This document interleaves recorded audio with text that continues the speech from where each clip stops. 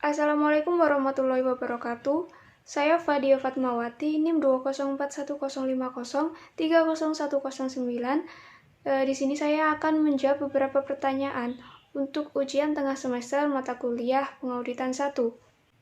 Pertanyaan yang pertama adalah, apa yang dimaksud dengan resiko bawaan, resiko pengendalian, dan resiko deteksi? Beri gambaran hubungan antar resiko tersebut. Yang kedua, hal apa saja yang harus dipertimbangkan auditor dalam menentukan imbalan jasa profesional, dan apa yang dimaksud dengan lowballing? Yang pertanyaan yang ketiga, yaitu mengapa Kode Etik Profesi Akuntan atau Kode Etik Akuntan Indonesia Publik itu diperlukan, baik untuk akuntan publik atau akuntan internal. Pembahasan untuk pertanyaan nomor 1. Yang pertama adalah resiko bawaan. Resiko bawaan merupakan resiko salah saji material dalam laporan keuangan perusahaan tanpa mempertimbangkan pengendalian internal. Resiko bawaan berasal dari sifat transaksi bisnis atau operasi tanpa penerapan pengendalian internal untuk memitigasi resiko.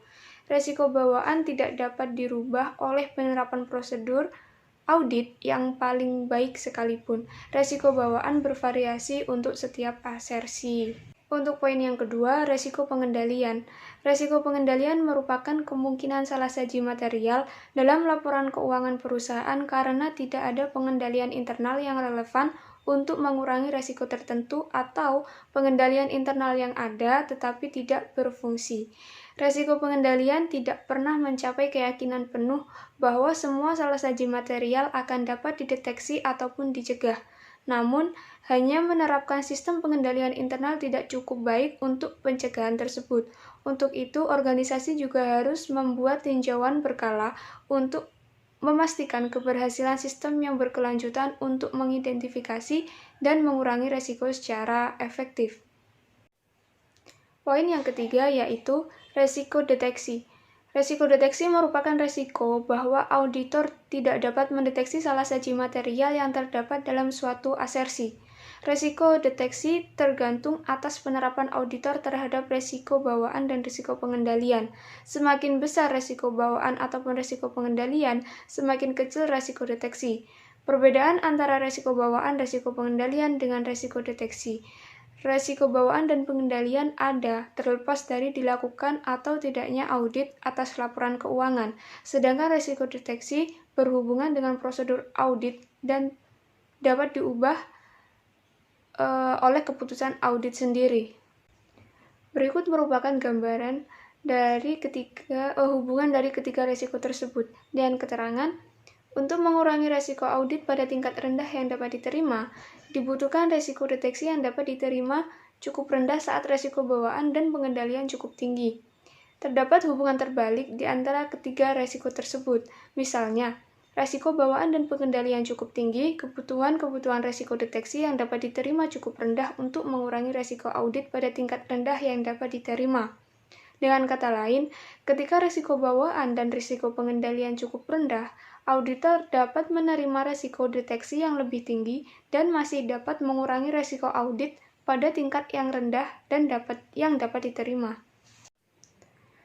Pembahasan pertanyaan nomor 2.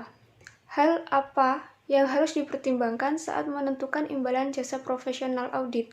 Yang pertama yaitu keterampilan dan pengetahuan yang diperlukan. Yang kedua, tingkat pelatihan dan pengalaman dari pihak-pihak yang terlibat dalam melakukan jasa profesional. Yang ketiga, waktu yang diperlukan. Dan yang keempat, besarnya tanggung jawab saat melakukan jasa-jasa audit. Namun, menurut Peraturan Pengurus IAP Nomor 2 Tahun 2016 tentang penentuan imbalan jasa audit laporan keuangan, dalam menetapkan imbalan jasa audit, anggota harus mempertimbangkan yang pertama, kebutuhan klien dan ruang lingkup pekerjaan.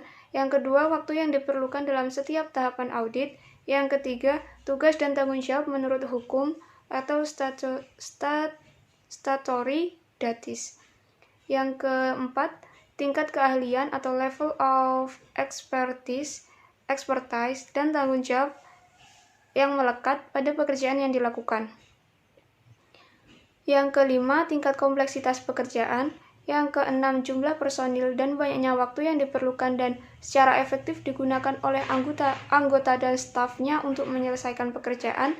Yang ketujuh, sistem pengendalian mutu. Dan yang kedelapan, basis penetapan imbalan jasa yang disepakati. Yang selanjutnya yaitu definisi dari lowballing. Lowballing adalah auditor menetapkan audit fee atau harga auditor yang lebih rendah ketika klien pertama kali mendaftar yang bertujuan untuk mendapatkan klien yang lebih banyak.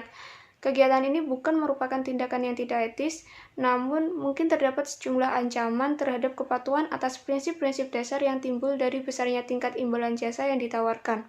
Misalnya, ancaman kepentingan pribadi atas kompetensi dan sikap kehati-hatian yang profesional muncul jika imbalan jasa yang ditawarkan begitu rendah, sehingga mungkin sulit bagi akuntan profesional untuk melakukan penugasan berdasarkan standar teknis dan profesional yang berlaku pada tingkat harga tertentu. Yang selanjutnya yaitu pembahasan untuk pertanyaan nomor 3. Mengapa kode etik profesi akuntan diperlukan? Jawabannya yaitu karena untuk meningkatkan profesi akuntan di Indonesia, terutama dalam meningkatkan kompetensi, kualitas, daya saing, dan profesionalisme para akuntan, sehingga profesi akuntan di Indonesia dapat selalu mengikuti dan memenuhi tuntutan perkembangan zaman. Kode etik profesi akuntan harus dipatuhi oleh seluruh pemegang sertifikat CPA dan akuntan publik yang memuat 3 bagian, yaitu bagian A yang mengatur prinsip dasar etika profesi bagi seluruh CPA, bagian B yang mengatur penerapan prinsip dasar etika profesi bagi setiap CPA yang berpraktik melayani publik seperti akuntan publik dan KAP, serta bagian C yang mengatur penerapan prinsip dasar etika profesi bagi CPA yang bekerja di perusahaan.